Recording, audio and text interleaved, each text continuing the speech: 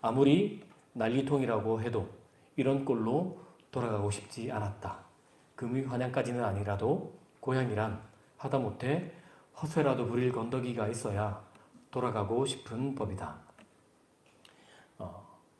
정도의 차이는 있지만 사람마다 다 마음이 비슷하겠죠. 우리 마음에 내가 고향으로 돌아간다면 금이 환양, 정말 이렇게 비단 옷을 입고 화려하게 돌아가면 성공을 거두고 출세해서 돌아가면 더없이 좋겠죠. 그 정도는 아니어도 그 정도까지는 아니어도 그래도 실패자 내지는 패배자, 빈털터리 모습으로 돌아가고 싶은 마음은 없습니다. 허세 부릴 건더기라도 좀 있어야 그래도 고향으로 돌아가고 싶은 마음이 생기는 거죠. 미국 생활하면서 이런 모습을 좀 종종 보곤 했습니다. 지금은 상황이 좀 많이 달라졌지만 그래도 미국은 뭐 아메리칸 드림까지는 아니어도 그래도 좀 더 그런 꿈을 품고 좀 더 나은 삶을 위해서 어떤 뭐 좀 더 나은 토대를 마련하기 위해서 가는 곳이라고 할 수 있죠. 하루 빨리 또 뭐 학업을 마치거나 또 성공을 거두어서 당당하게 가족과 친지와 친구가 있는 고향으로 돌아오고 싶은 마음이 당연하고 자연스러운데요. 이것이 쉽지가 않습니다. 미국 가서 이렇게 내가 정말 공부 빨리 끝내고 싶은데 그게 안 되는 경우도 있고 또 학위를 받고 싶은데 이게 또 어렵거든요. 이게 쉽지가 않아요. 그러다 보니까 차일피일 미루게 되기도 하고 또 그러면서 생활고도 있기 때문에 공부에 오롯이 집중할 수 없는 상황이 벌어지면 시간은 금세 흘러버리고 결과를 손에 얻지 못하는 때가 있습니다. 그리고 뭐 만만한 삶이 아니지 않습니까? 뭐 녹록지 않은 삶이기 때문에 뭐 내가 원하는 대로 원하는 결과를 쉽게 그렇게 얻을 수 있는 상황이 아닙니다. 그러다 보니까 약속하게 시간만 훌쩍 흘러버리고 손에 쥔 것은 별로 없습니다. 고국으로 돌아간다면 뭐 건덕지라도 있어야 뭐라도 이렇게 내밀 게 있어야 좀 더 가볍게 돌아갈 수 있는데 뭐 그런 게 없는 겁니다. 그러다 보니까 박원석 작가 말처럼 뭐 허세라거리라도 있어야 돌아갈 텐데 그것마저 없으면 이게 미국에 눌러 앉아야 되나? 아니면 그래도 이제 앞면에 철판을 깔고 고국으로 돌아가야 되나? 뭐 이런 생각을 할 때가 있습니다. 그러다 보면 뭐 자녀 핑계 대면서 자녀 교육 핑계 대면서 주저앉아서 눌러서 살아가는 경우도 있습니다. 그러다가 나중에 영주권이라도 얻으면 그 영주권 얻었다는 뭐 그것도 하나 들고 이렇게 고향으로 가는 경우도 방문하는 경우도 종종 있습니다. 여러분, 나오미는 어땠을까요? 나오미가 모압 땅으로 나왔다가 이제 베들레헴으로 들어가는 거죠. 모압 드림을 꿈꾸면서 내가 모압 땅에서 성공하고 말 거야. 그렇게 어떤 그런 야심을 가지고 나온 건 아니죠. 그렇다고 해서 이렇게 빈 털터리가 되어서 텅 빈 손으로 완전히 만신창이가 되어서 돌아가고 싶은 마음, 이럴 것이라는 생각조차 하지 못했을 겁니다. 남편 잃었죠. 두 아들을 잃었죠.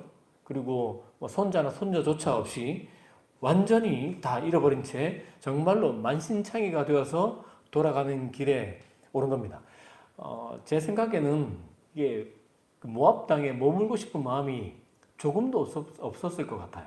남편 죽었고 두 아들을 묻어버린 그곳에 뭐가 그렇게 좋아서 내가 이 땅에 오래 머물고 싶었을까? 뭐 그런 생각 할 수밖에 없죠. 게다가 고향 땅 베들레헴에서 좋은 소식이 들려왔기 때문에 뭐 가는 것이 자연스러워 보입니다. 근데 또 이게 오해 만드는 것이 그렇다고 해서 베들레헴으로 돌아가는 것이 뭐 가볍고 좋았다. 뭐 그렇게만 말할 수 없죠. 그 들었던 소식이 참 좋은 소식 아닙니까? 보면 정말 이 아름다운 소식을 들었는데 그렇다고 해서 돌아가는 것 자체가 아름답다라고 말하기는 어렵습니다. 그 이유가 있습니다. 정말로 고심했을 것이라고 생각할 수밖에 없는 이유가 성경에 있습니다. 19절 말씀인데요. 한번 읽어드리겠습니다. 그 두 사람은 길을 떠나서 베들레헴에 이르렀다. 그러니까 나오미와 룻이 베들레헴에 도착했다는 겁니다. 그들이 베들레헴에 이르니 온 마을이 떠들썩하였다. 아낙네들이 이게 정말 나오미인가 하고 말하였다. 그러니까 나오미와 룻이 나오미의 고향 베들레헴에 딱 도착하니까 사람들이 보였던 반응을 기록해 놓은 말씀을 할 수 있습니다. 사람들이 몰려 일단 왔습니다. 몰려와서 했던 말이 있죠. 정말 듣기 싫었던 말일 것이고요.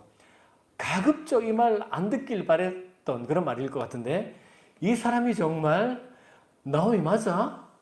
라는 말입니다.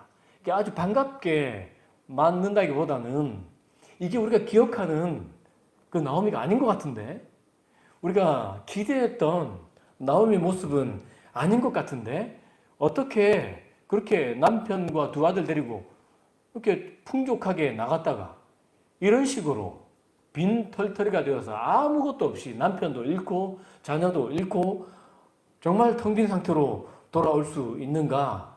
라는 말을 아낙네들이 했다라고 이야기하고 있지 않습니까? 아마도 돌아오는 내내 이런 말을 들을 것 같아서 마음이 불편했을 것 같고 할 수 있으면 이런 말 듣지 않기를 바랬을 것 같은데 아니나 다를까 정확하게 돌아오자마자 동네 아낙네들이 우르르 몰려 나와서 가장 아픈 데를 때리는 것과 똑같다고 할 수 있죠. 이걸 예상했을 겁니다. 이걸 전혀 예상하지 못했다고 할 수 없어요. 그렇기 때문에 베들레헴으로 돌아오는 걸음 자체가 가벼웠다 내지는 행복했다라고만 볼 수 없습니다. 또 이 말씀에는 우리가 또 추측할 수 있는 것이 하나 더 있는데요. 돌아오는 것이 굉장히 어려울 수밖에 없었다, 고민할 수밖에 없었다는 측면을 내용을 추측할 수 있는 내용이 들어 있습니다. 온 마을이 떠들썩했다. 베들레헴이 엄청 큰 동네는 아마 아니었을 겁니다. 성경에도 베들레헴 에브라다야 무는 작다 뭐 이런 말이 있지만 좀 작은 마을이었죠. 그렇다고 해서 뭐 한두 가정 사는 이런 마을은 아니에요. 그래도 마을에 구성되어 있고 조성되어 있고 사람들이 사는 마을이죠. 근데 온 마을이 떠들썩했어요. 온 마을이. 동네가 크지 않기 때문에 뭐 그랬을 수 있지만 그래도 온 마을이 떠들썩할 정도면 나오미가 동네에서 그래도 제법 잘 알려진 사람이었다고 할 수 있습니다. 그렇게 추측할 수 있습니다. 엘리멜렉과 나오미 그 집안이 그래도 꽤 괜찮은 집안이었을 수도 있고 주목받던 집안이었을 것이라고 추측해도 이게 뭐 크게 무리가 있는 것은 아닙니다. 이렇게 10년이 훌쩍 지났고 여러분 10년이면 강상도 변한다고 하지 않습니까? 십수년이 흘렀어요. 십수년이 흐른 다음에 사람의 이 몰골이 많이 상해하지 않았겠습니까? 그렇게 돌아오면 주목받지 않았던 사람이라면 몰랐을 수도 있어요. 저 사람 누군지 같은데 아닌가 뭐 이럴 수 있는데 사람들이 알아보고 이게 정말 나옵니까? 이 말은 헷갈린다는 게 아니고 이 정말 왜 이렇게 됐어? 이런 말이랑 똑같거든요. 이렇게 본다면 나오미가 굉장히 좀 주목받던 사람 중 한 명이었다고 추측할 수 있습니다. 여러분 상상해 보십시오. 내가 한때 우리 마을에서 그래도 좀 주목받던 사람이었는데 내가 다른 마을로 뭐 드림을 꿈꾸고 뭐 이사를 갔다가 다시 돌아오는데 그렇다면 예전보다 좀 더 나아야 이 박원순 작가 말처럼 허세 부릴 뭐 건더기라도 조금 있어야 마을로 돌아가고 싶은 법 아니겠습니까? 근데 지금 나오미 상태가 어떻습니까? 엉망진창입니다. 정말 만신창이가 되었고요. 아무것도 없는 사람이 되어버리고 말았습니다. 베들레헴으로 돌아가는 그 발걸음 자체가 마치 뻘밭을 걷는 것처럼 무겁고 불편하고 어렵고 힘들고 고통스러울 것 같습니다. 이 부분을 좀 더 깊이 생각해 보고 싶습니다. 좀 오래된 영화인데 1997년 알파치노랑 키아누 리브스가 주연한 명배우들이 열연을 펼친 영화가 있습니다. 데벌스 애드버킷이라는 영화인데요. 제가 이 영화를 지금도 생생하게 기억하는데요. 그 이유는 이 영화가 사람의 심리를 정말 예리하게 꿰뚫어 보기 때문에 또 그렇고 또 배우의 뭐 명연기도 그랬고 무엇보다도 영적인 문제를 좀 예리하게 다루고 있습니다. 그렇기 때문에 많이 기억하고 있는데요. 이 영화에는 또 유명한 명대사라고 하죠. 이런 대사가 좀 많이 나옵니다. 그 중에 거의 마지막 장면에 사탄의 역할을 했던 알파치노가 변호사였던 키아누 리브스를 다시 유혹하면서 유혹에 성공하고 난 다음에 마지막으로 뱉은 말이 있습니다. Vanity, definitely my favorite sin. 허영은 내가 가장 좋아하는 죄지. 라는 그런 말을 쑥 뱉어요.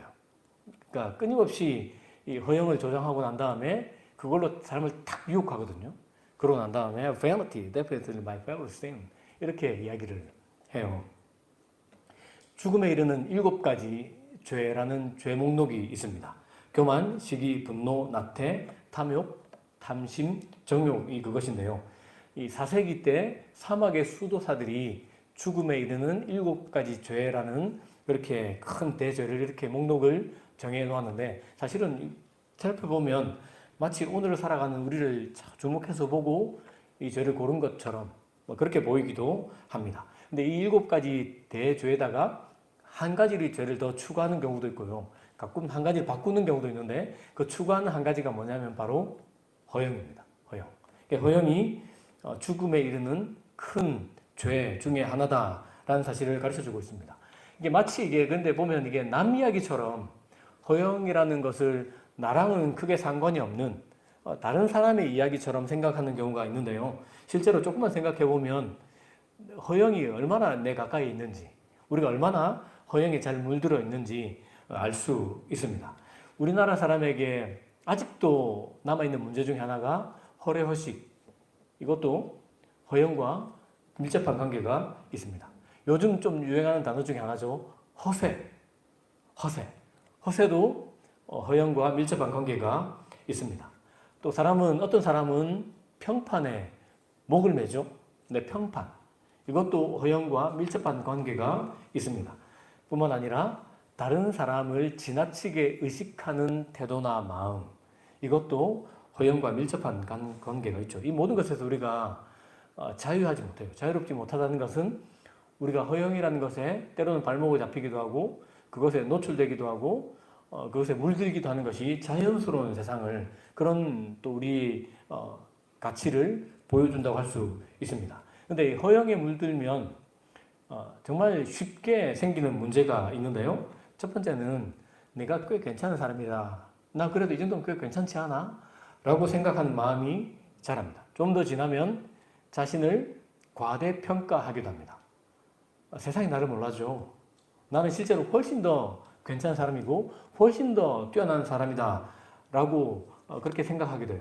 이게 문제가 되는 것은 허영에 붙들리고 허영에 물들게 되면 나의 모든 인격이, 나의 삶의 모든 영역이 예수를 의존하지 않아도, 예수를 의지하지 않아도 괜찮은 것 아닐까라는 어떤 불신앙의 문을 은근히 열어주거나 아니면 대놓고 활짝 열어주기도 합니다. 여러분 생각해 보십시오. 내가 그래도 꽤 괜찮다, 이 정도면 괜찮은 거 아니야? 특별히 어느 영역에서는 그래도 내가 굉장히 좀 괜찮은 사람 아니야?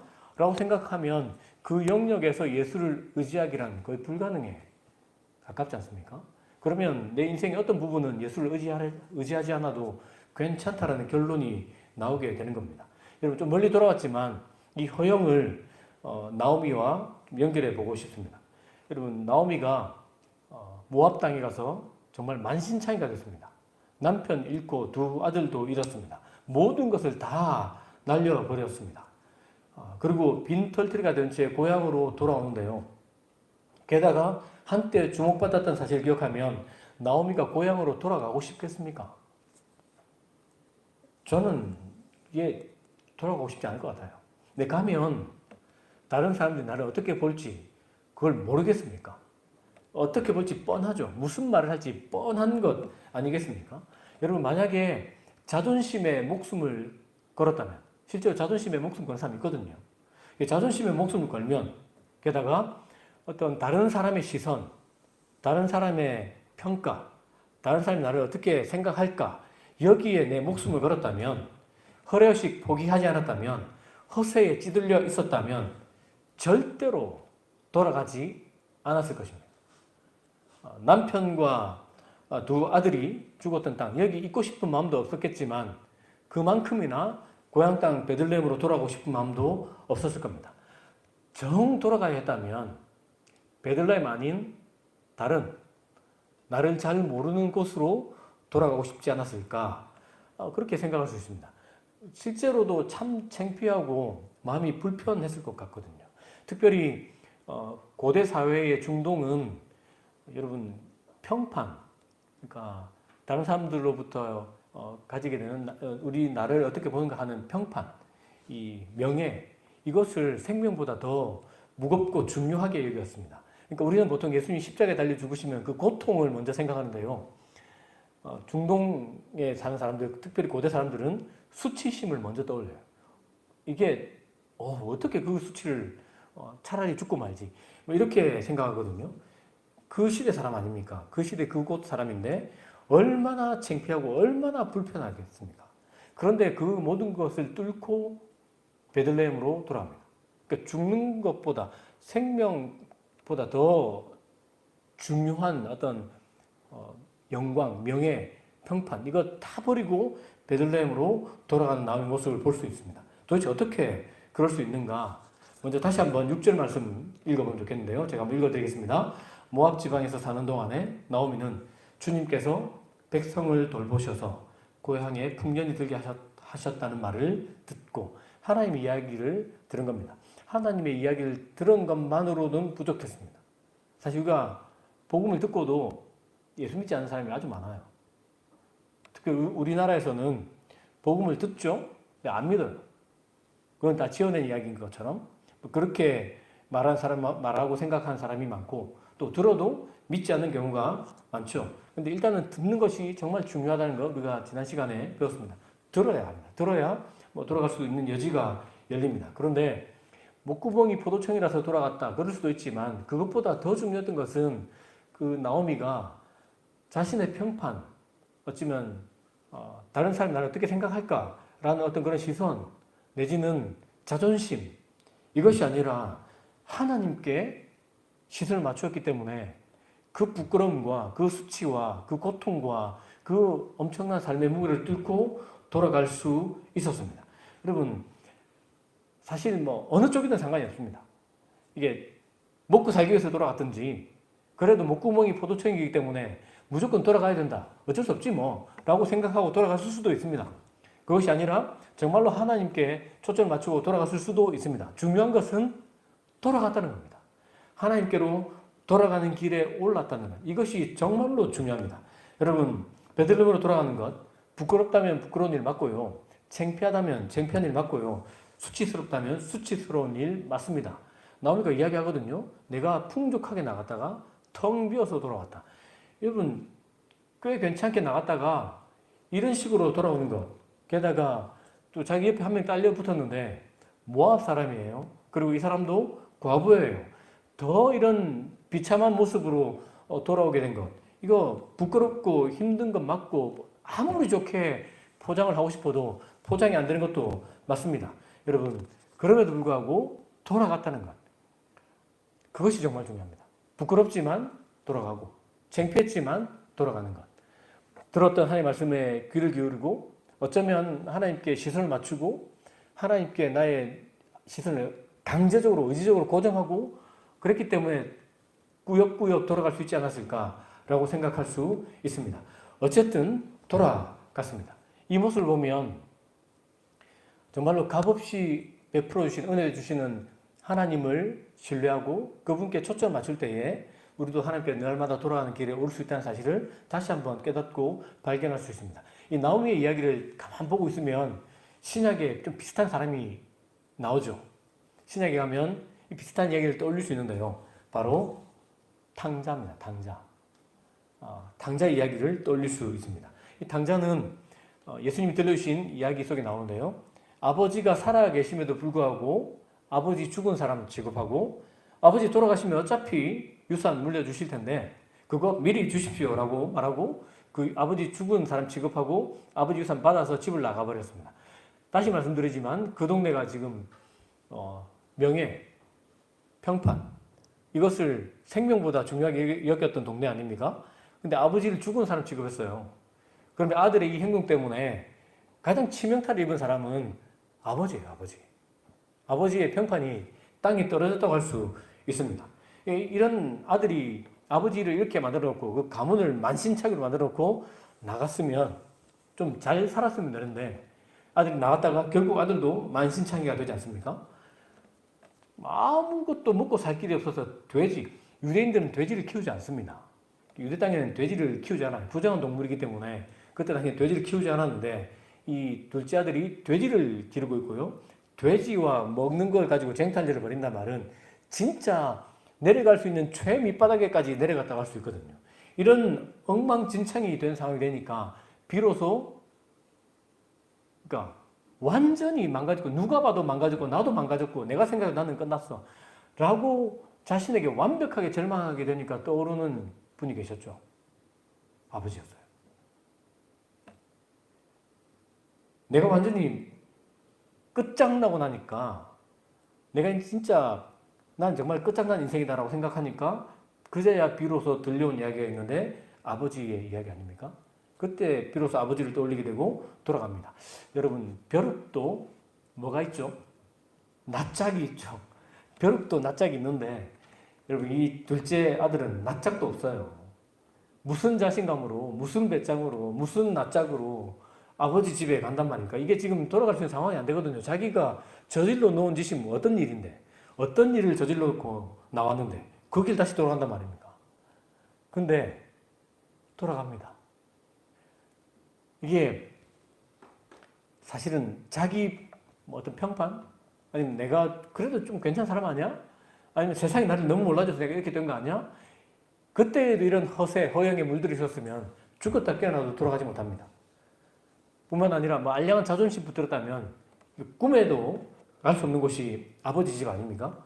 그런데 이 아들이 자기 현실을 완벽하게 직시해요. 나는 정말 끝장난 인생이구나. 나는 정말 엉망진창이구나. 나는 안 될 사람이구나. 라는 걸 깨닫죠. 그러면서 아버지께 초점을 맞춥니다. 아버지 집에는, 우리 아버지는 종들에게도 먹을 것을 풍족해 주시는 분. 아버지 집은 그런 집 아닌가. 라고 생각하면서 아버지께로 돌아갑니다. 이 당자가 돌아갈 수 있었던 유일한 이유가 아버지입니다. 아버지를 생각했기 때문에, 아버지를 떠올렸기 때문에, 아버지 집을 기억했기 때문에 돌아갈 수 있었던 겁니다. 자신이 문제 있는 것 인정했기 때문에, 내가 만신창이라는 사실을 받아들였기 때문에, 다시 말해서 현실을 직시했다. 저는 이게 겸손이라고 생각하지는 않아요.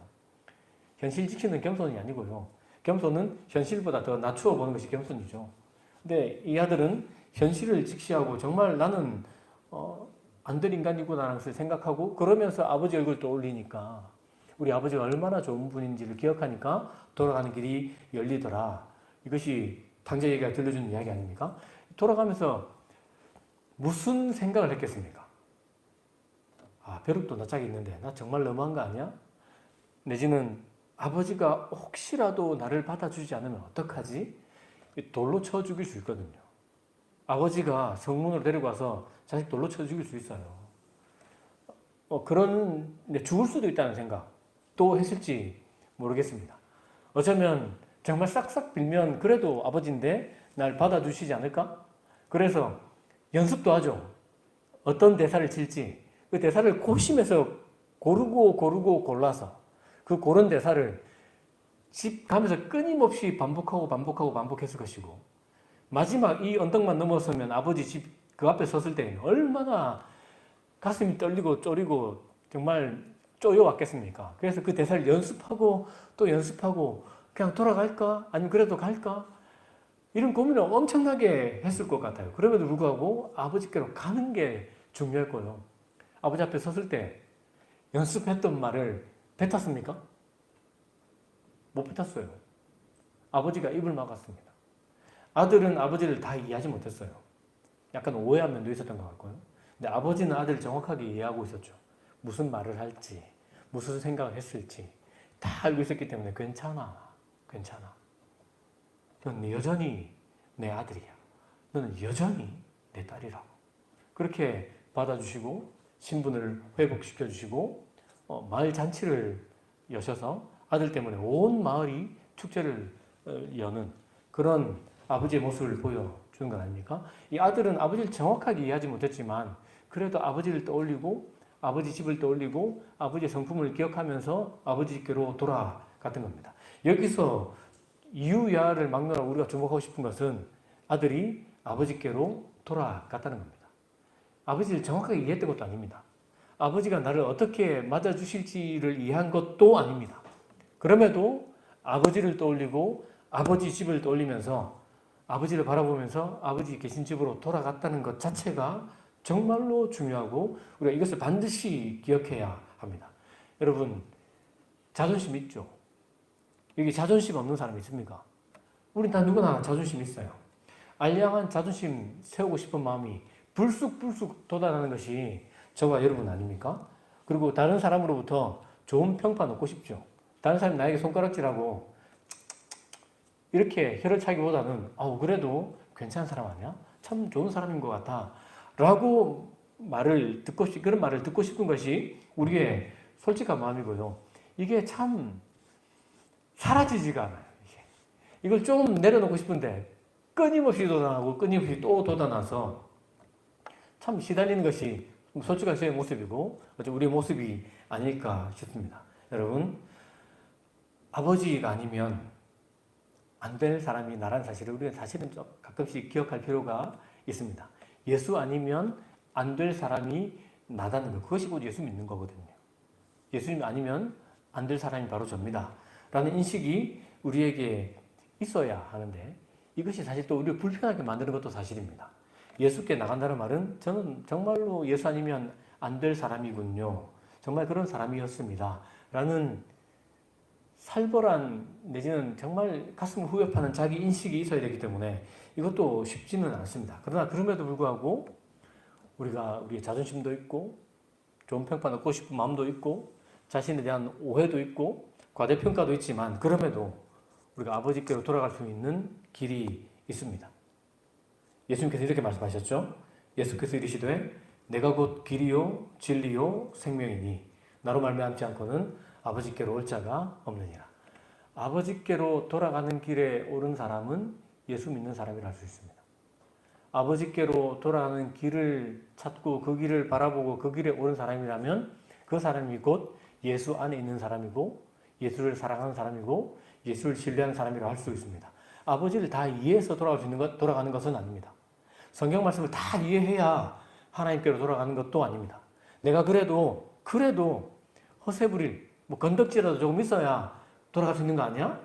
이것도 아닙니다. 하나님 앞에 뭔가를 꾸미거나 뭔가를 허세를 부리거나 뭔가 그래도 좀 정리정돈 좀 더 잘하고 나 좀 잘 추스르고 난 다음에 내 좀 그래도 괜찮다고 판단하고 난 다음에 아버지께로 돌아가겠습니다. 이게 아니라는 겁니다. 그러니까 뭔가 우리는 그런 마음이 있거든요. 뭔가 그런 마음이 있죠. 내가 하나님 앞에 섰을 때에 그래도 뭔가 하나님 앞에 좀 내드릴 만한 뭔가 있으면 좋겠다. 그거 당연한 마음입니다. 근데 그게 있어야만 돌아갈 수 있는 것은 아닙니다. 우리는 언제든지 어느 때든지 아버지께 돌아갈 수 있습니다. 첫 번째 이유는 예수 그리스도의 복음 때문이고 두 번째는 그 예수 그리스도가 아버지께로 돌아가는 길이기 때문에 그렇습니다. 그래서 예수를 붙들면 예수를 바라보면 예수를 생각하면 우리가 아버지께로 돌아갈 수 있습니다. 내 모습 이대로 형편없다 하더라도 괜찮아요. 뭔가 누가 봐도 내가 문제가 있구나 라고 생각해도 그것이 문제가 되지 않습니다. 아버지께서는 그것을 문제 삼지 않으셨습니다. 아들의 몰골 말이었겠습니까? 씻지 못했을 것이고 먹지 못했을 것이고 정말 꾀지전 모습으로 돌아갔지만 그것 아무것도 지적하지 않으시고 아들이라는 것에 초점을 맞추고 아들의 신분을 회복시켜 주셨습니다. 나옴이 고향으로 돌아가는 것 쉬웠다고 할 수는 없습니다. 그러나 그녀 인생 최고의 선택이었다는 데는 의심의 여지가 없습니다. 돌아간 나옴이, 돌아가는 그 길 자체도 은혜였고 돌아가고 난 이후에 그녀에게 펼쳐질 이야기를 기대하게 만드는 것이 오늘 본문입니다. 하나님이 하나님께로 돌아오는 자에게 무엇을 베풀어 주시는지 그것을 계속해서 보여주실 것입니다. 주 안에서 사랑하는 임동교회 성도 여러분, 우리 다 좀 험한 세상 살아가고 있습니다. 세상이 만만하거나 쉽지 않습니다. 우리 실패합니다. 실수합니다. 그것을 또 반복합니다. 반복해서 넘어지고 실패하고 실수하고 그것을 또다시 반복하는 것이 우리의 연약한 모습입니다.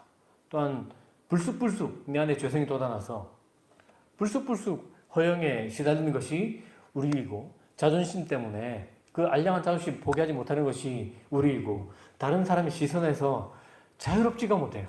이것이 우리입니다. 괜찮습니다. 그냥 괜찮아요. 그 모습 그대로 우리는 아버지께 갈 수 있습니다. 아버지께서 너는 왜 그렇게 다른 사람 의식하니? 그거 좀 정리하고 와. 너는 왜 이렇게 삶의 궤적이 추접하고 더럽니? 악취가 나니? 그거 좀 씻고 와. 라고 말씀하시지 않으십니다. 아버지께로 돌아오는 사람을 아버지는 받아주시고 또 씻어주시고 정결하게 하시고 모든 것을 회복시켜 주십니다. 우리가 그 은혜를 입은 사람들이고 날마다 아버지께로 돌아가고 있는 사람이라고 해도 지나친 말이 아닙니다. 우리를 속속들이 이해하시는 예수님, 히브리서 4장 16절 말씀처럼 죄는 짓지 않으셨지만 연약함을 아시고 우리를 다 이해하시는 예수님 때문에라도 우리는 아버지께로 얼마든지 돌아갈 수 있습니다. 그러므로 우리 그렇게 이해하시는 예수 그리스도를 주목하고 예수님 더 많이 생각하고 또 예수님께 말도 걸고 또 예수님 말씀을 가까이 하면서 일상의 삶 속에서 매일매일 아버지께로 돌아가는 그 길에 오르고 그 길이신 예수님과 함께 그 길을 잘 걸어가는, 그래서 누구든지 아버지께로 돌아갈 수 있음을 보여주고 증거할 수 있는 참 증인의 삶을 살아가는 저와 여러분 되길 예수님의 이름으로 축복합니다.